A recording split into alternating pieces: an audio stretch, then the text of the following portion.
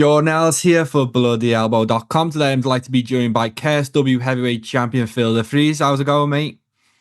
Pretty good, pretty good. Still feeling high on life. Happy times. Yeah, we'll get straight stuck in because obviously your 13th title defense now. It's kind of unheard of numbers in this day and age, especially. Just talk to me first about what that kind of number and that record means to you. Oh, I didn't really keep an eye on it, you know. I didn't really. I was like, I always just concentrate on the next fight, you know. You win the next fight. I didn't really. The records start piling up, and they were saying, "Oh, one more, and you broke this record. One more, this, and you broke this record." And I was like, "Don't jinx it, don't jinx it." But it's creeping right up, you know. I do, and I want to hit the 10-year mark. 10 years champ. That's what I want. Absolutely, and we'll get stuck into the fight itself because it weren't all like plain sailing. Obviously, we can see it. You've got a bit of a black eye there, a bit bashed up, but you got the win. Štefan Vojčák, he managed to drop you. Talk to me about that moment and what was going through your mind and how badly you were hurt. I engineer my brain to think everything's going perfectly swell and this is exactly going to plan, right? So when he dropped us, I thought I just tripped over. I was like, "Oh, you just tripped over, Phil. There's nothing to worry about." But then the team were like, "You've lost that round," and I was like, "I've lost that round. Impossible." But then obviously I did get dropped. But yeah, so he clocked it. He's got me fair and square, and I'm quite proud of myself, you know. Cause, I've always thought, like, what if you bottle it, you know? So someone takes a good hit. And then out the fight, you know, and I've always worried, like, back when I had the anxiety, I was a bit broken. I was in those situations, and I did bottle it, and I got scared. But like now, I didn't. I'm very proud of myself. Yeah, I'm glad I learned something about myself that day. Yeah, I'll be honest. The first thing I thought when I seen that clip and saw that you managed to bounce back is that someone who's had kind of the mental battles in the past and's been open about it. It must feel great to overcome adversity like that. You know, it has been, you know, you've been so dominant to have a little bit of a chin check and to have some type of adversity to overcome and then go out and just absolutely maul them. It must feel great. Oh yeah, but it was a tough fight. You know, I was so tired. I'm so glad. I've never been so tired my whole life. You know, it's going to be reality check for me. You know, I need to work harder. My lifestyle is I drink beers every weekend, twice a week. Sometimes on the Tuesday before the fight, I was drinking whiskey. But I've been doing that. I've done that for probably 5 years.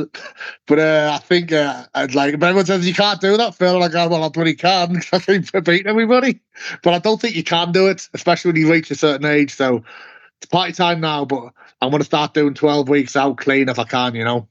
Yeah, if it's not broke, don't fix it. But as you say, little bit of a reality check, and they're going to come and it's big, heavyweights trying to take your head off. So yeah, I don't know I know getting dropped does tire you, but I shouldn't have been that tired. You know, I was so exhausted. I don't know. Maybe he's I did a bigger weight cut than ever.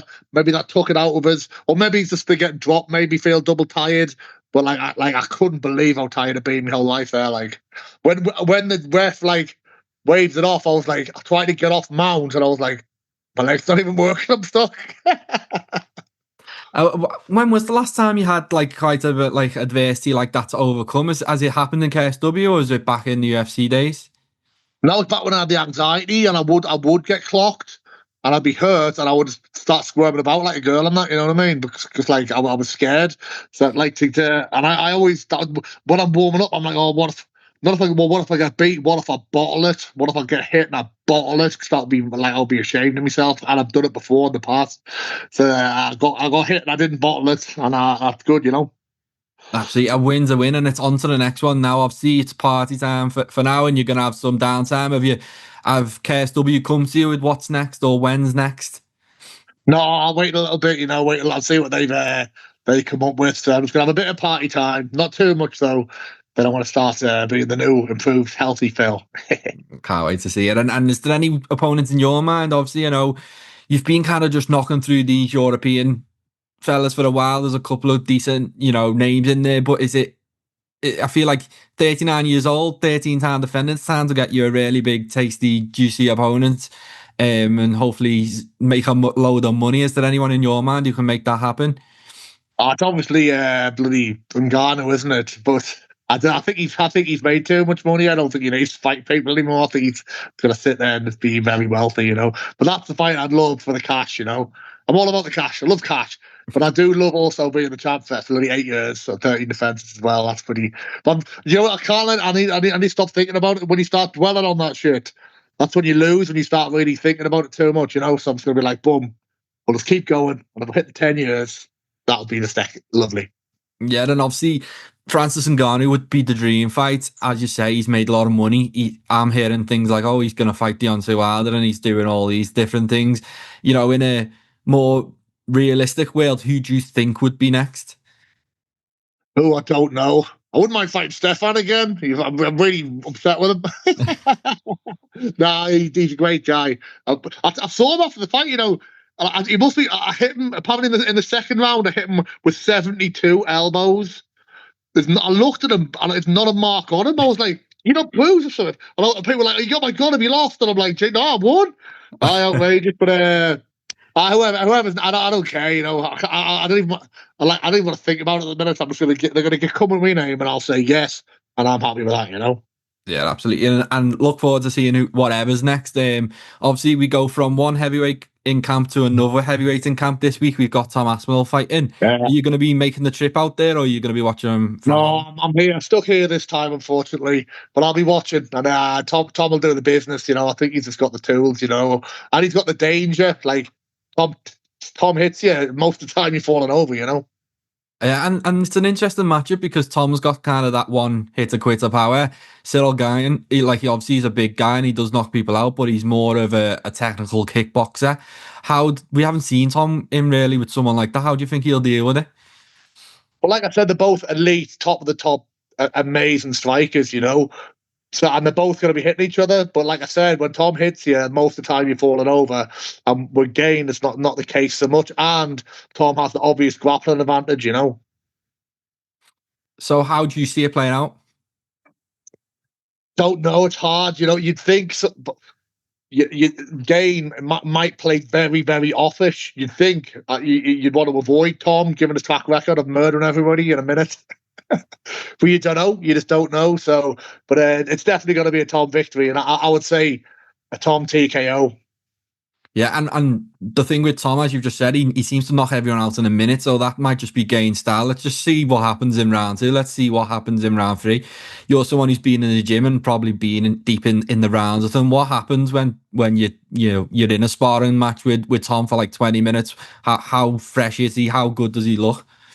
Mate, he stays good for so long, and he's got a hell of a game face. You know, like he's like, and he's so primed for 5 rounds. I reckon in the 5th round, Gane will be a lot more tired than Tom. But he doesn't get a chance to show this fitness because he just murders everybody immediately.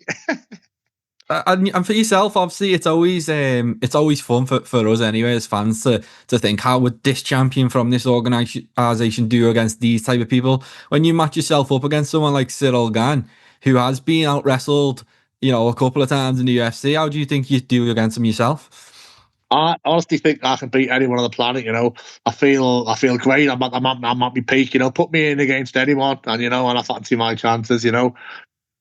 Absolutely. And how much longer do we want to go on? And you've just said 10 years is the aim, 10 years unbeaten. Is that kind of, after that, you set a new goal and there's something else to achieve? Or is that where you're kind of looking at the exit door then?